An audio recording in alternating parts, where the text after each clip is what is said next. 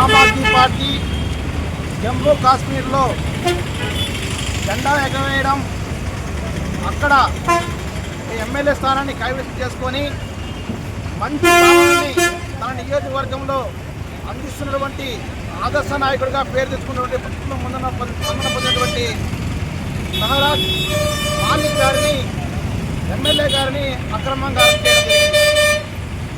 Arrest చేయడమే కాదు, ఆయన పైన దేశద్రోహం కేసు కూడా పెట్టడం జరిగింది.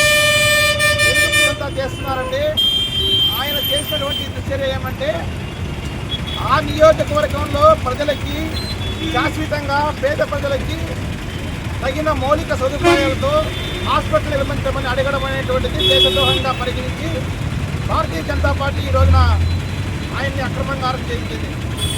ఈ విషయాన్ని దేశ ప్రజలందరూ కూడా గమనిస్తున్నారు.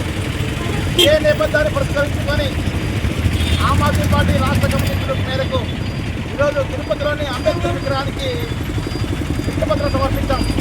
కళ్ళ సంతలు కట్టుకొని, మహనీయుడు అంబేద్కర్ గారు, మీరు రాసిన రాజ్యాంగం కేవలం బీజేపీ మాత్రం ఉపయోగపడుతుంది. ప్రతిపక్ష పార్టీలకి ఈరోజు అక్రమ కేసులు పెడాయిస్తున్నారు. కాబట్టి ఇప్పటికైనా కానీ ఈ భారతీయ జనతా పార్టీ కళ్ళు తెరిపించమని ఈరోజు వినతిపత్రం అంబేద్కర్ గారికి సమర్పించి నిరసన కార్యక్రమం తెలియజేయడం జరిగింది.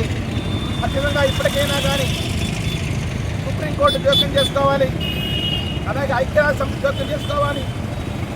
ఇలాంటి భారత రాజ్యాంగం ప్రకారం ఎన్నికైన ఎమ్మెల్యేల పైన తప్పుడు కేసులు పెట్టడాన్ని తీసివేసి మాలిక్ గారిని వెంటనే విడుదల చేయాలని చెప్పని ఆమ్ ఆద్మీ పార్టీ తిరుపతి జిల్లా కమిటీకి డిమాండ్ చేస్తున్నాం.